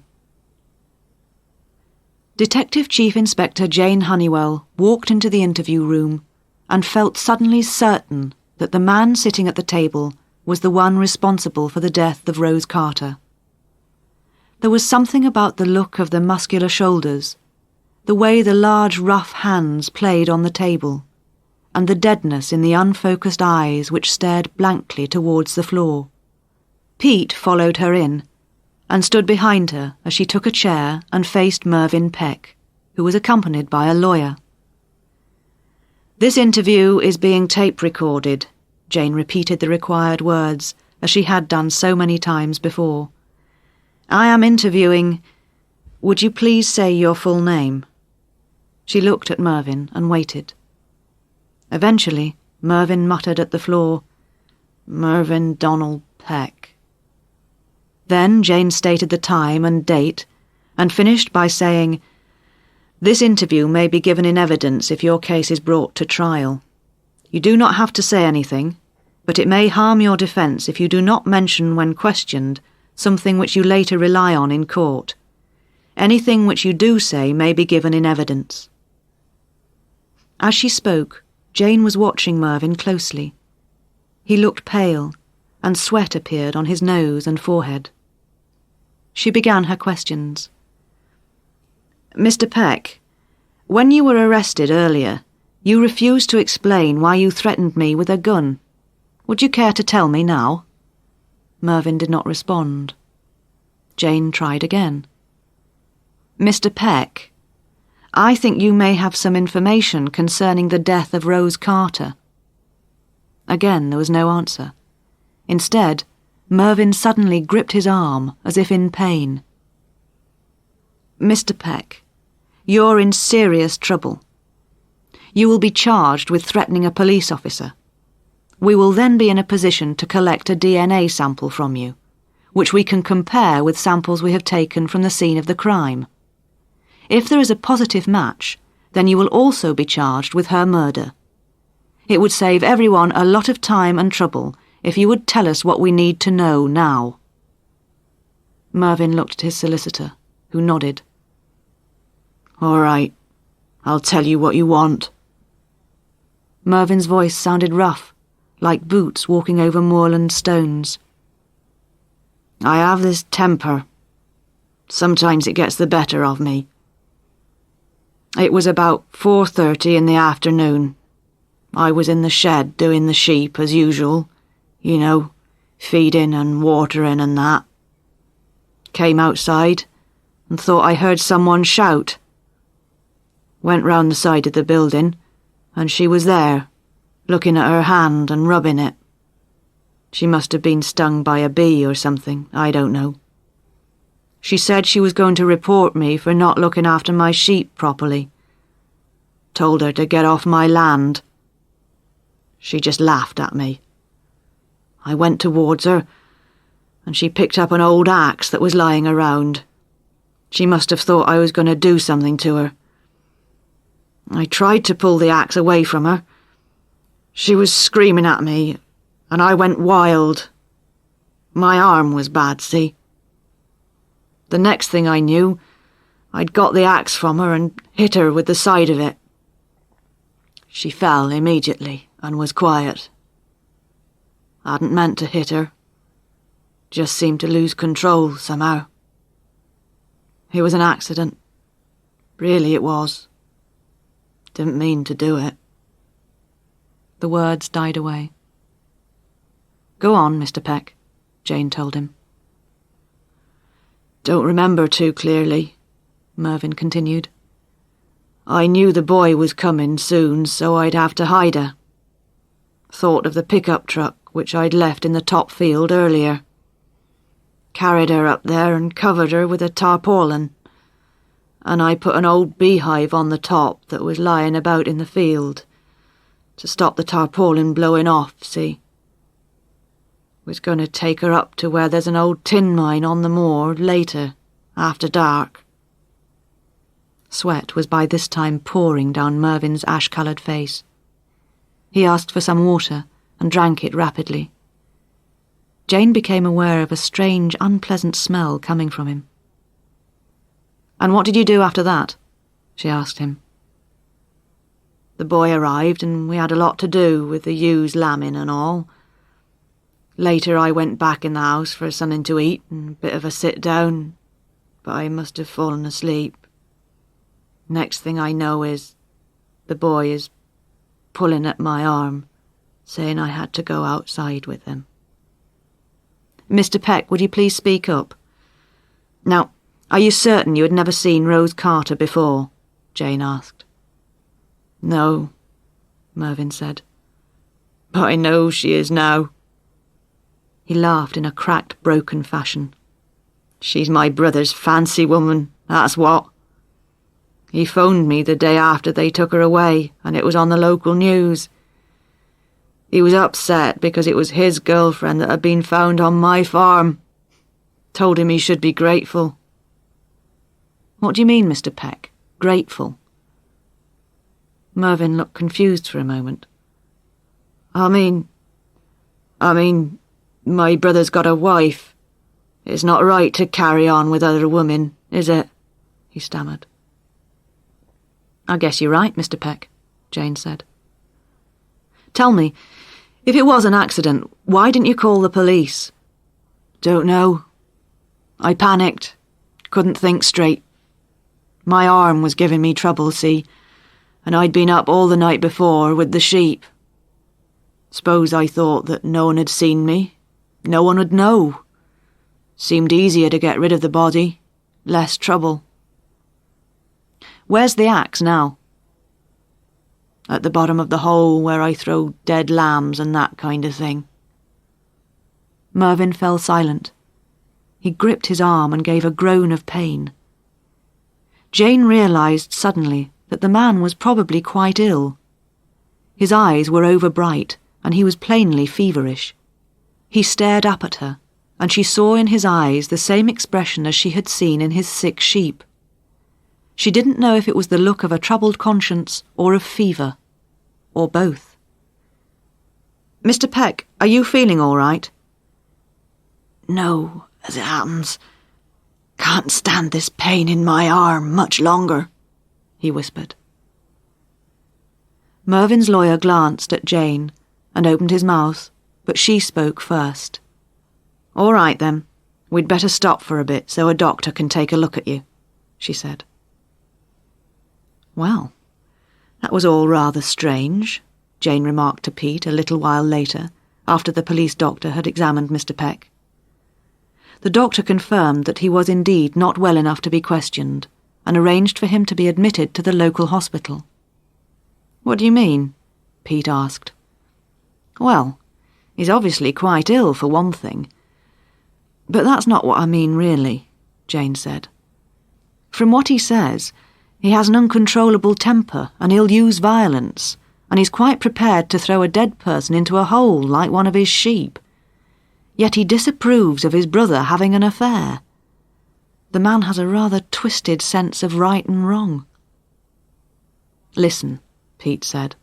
"Farmers work with animals. They're used to violence.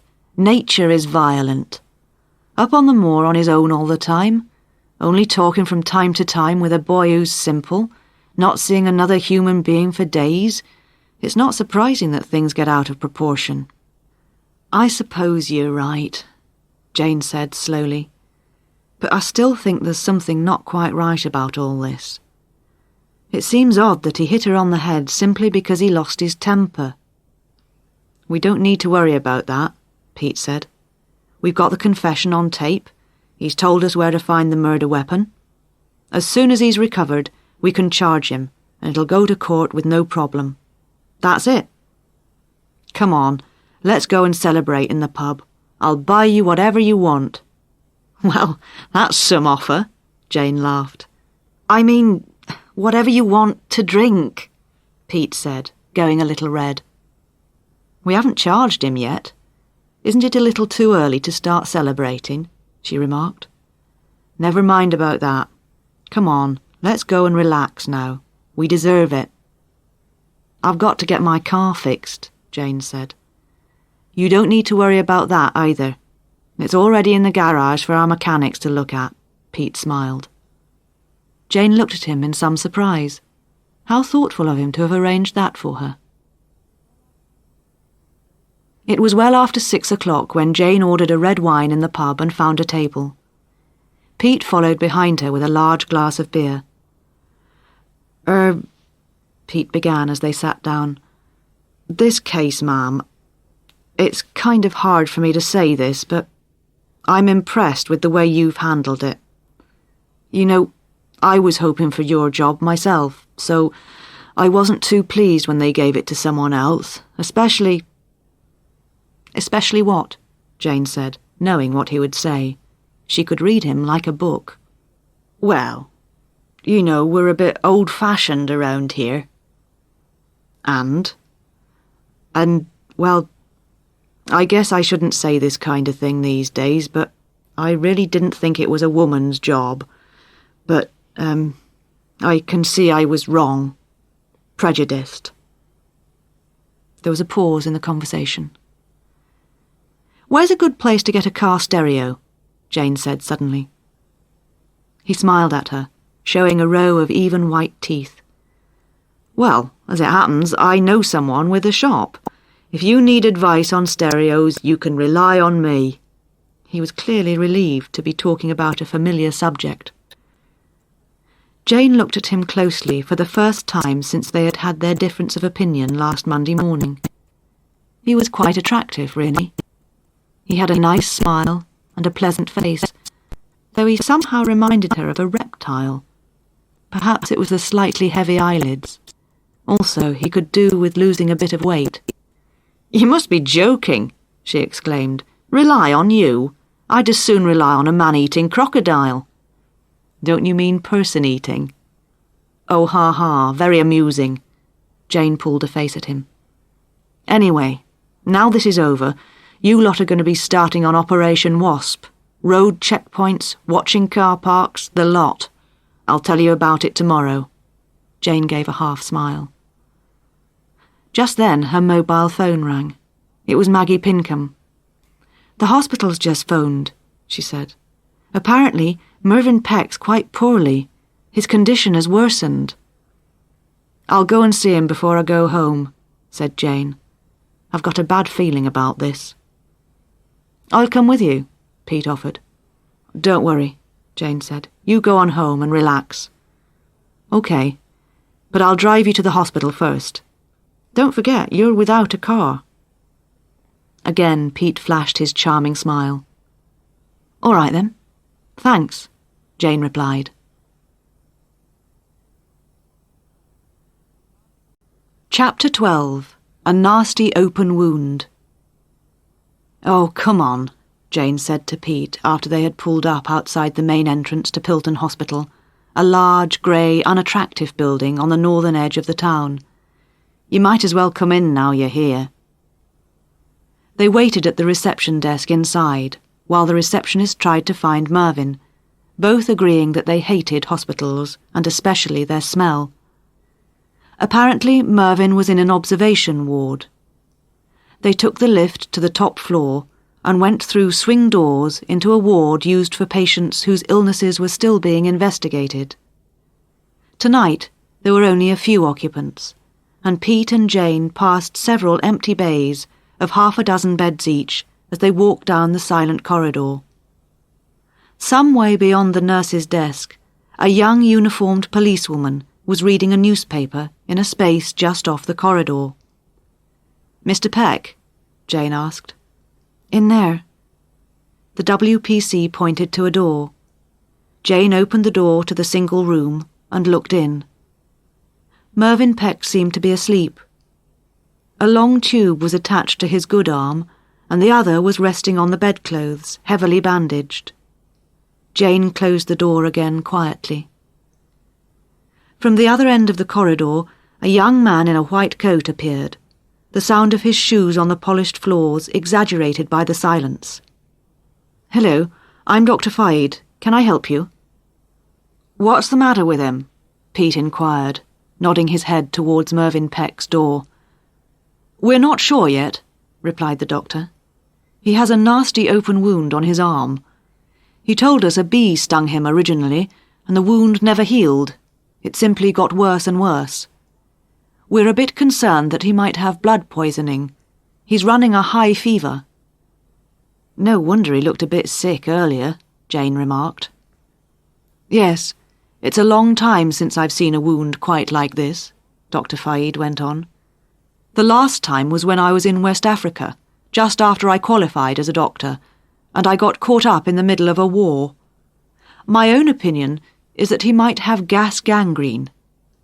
"What's that?" asked Jane. "Well, gangrene basically means that part of the body dies," Dr. Fayed explained. "First there is pain, and then the part of the body turns black, and there's often a bad smell. In the case of gas gangrene, it's caused by a particular type of bacteria, quite nasty." "Oh," Jane said, surprised. "So what's the cure?" "Well, usually you have to treat the affected part by cutting it off," which means he might lose his arm. I'm afraid Mr. Peck was rather upset when we told him about that. Anyway, Dr. Faid went on, we've done some blood tests. We'll have the results in a day or two. Meanwhile, hopefully we can keep him stable. On their way out of the hospital, Jane and Pete were met by a familiar figure. Good evening, Inspector. Jack Peck smiled stiffly. I hear you're holding my brother.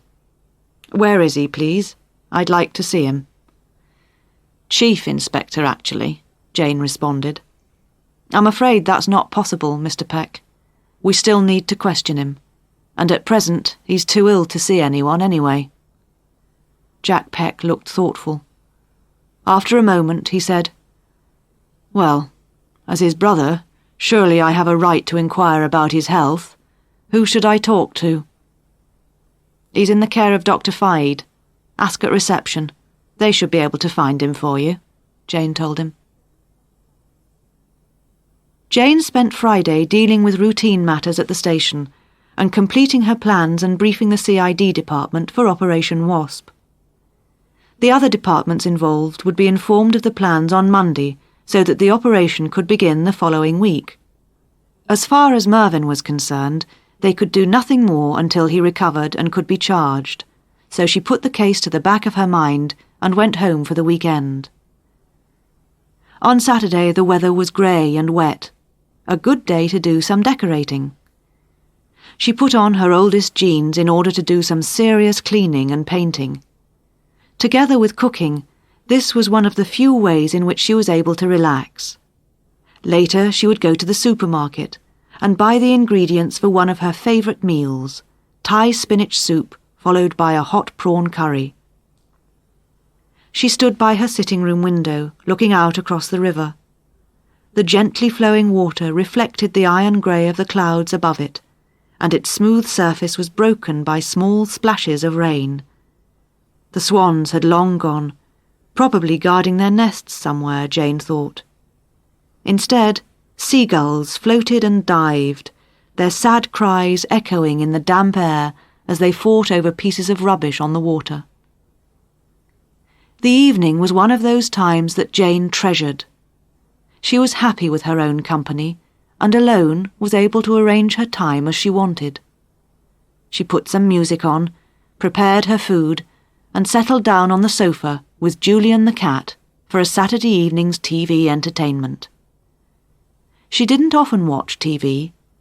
Tonight, however, she felt like simply sitting and looking at whatever was on, whatever would take her into a different world from the one in which she spent most of her waking hours. As it happened, the first programme she saw was a game show in which young men and women had to answer questions and were rewarded with the holiday of their dreams. After that, there was a popular detective series. This she couldn't bear. It was too much like work. And anyway, the TV writers never got everyday life in a police station exactly right. So she changed channels and found herself looking at a serious documentary programme about sudden outbreaks of previously unknown diseases. The screen showed pictures of an unnamed country somewhere in the developing world. There were scenes typical of remote places in Africa, women making flour, and small, fascinated children staring up at the cameras. In 1976, the voice told her, Ebola fever suddenly appeared in the Sudan and in Zaire. This disease is a killer, having a death rate of around 80%. The victim suffers from headaches, fever, and internal bleeding, and usually dies after about 8 days. The picture changed to a close-up of a mosquito injecting its long, needle-like tongue into human skin. Rift Valley fever, the voice cheerfully continued, is another unpleasant disease, which causes bleeding and brain fever. It is carried by mosquitoes. At one time, it was found in areas around the Sahara Desert and was mainly limited to domestic animals such as cattle, sheep, and goats. But in 1977, 600 people died of this disease in Egypt. It seems likely that there is now a new variety of the original disease which affects humans and which threatens to spread to other areas in the Middle East and even beyond. The voice went on, and Jane found herself becoming sleepy. She reached for the TV remote control. "Bedtime," she told Julian. She looked again at the screen briefly. Now the film showed scientists in white coats examining tubes of liquid. "We don't know how or why these diseases suddenly appear with such fatal consequences," one of the scientists was explaining. "But at present, there are no 100% effective cures." Then came loud music and pictures of warplanes. "For this reason," the scientist went on, "these illnesses are ideally suited for biological warfare." Jane pressed the remote control. She had enough to think about without worrying about the possible destruction of the world by biological warfare. She would leave that to someone else to deal with.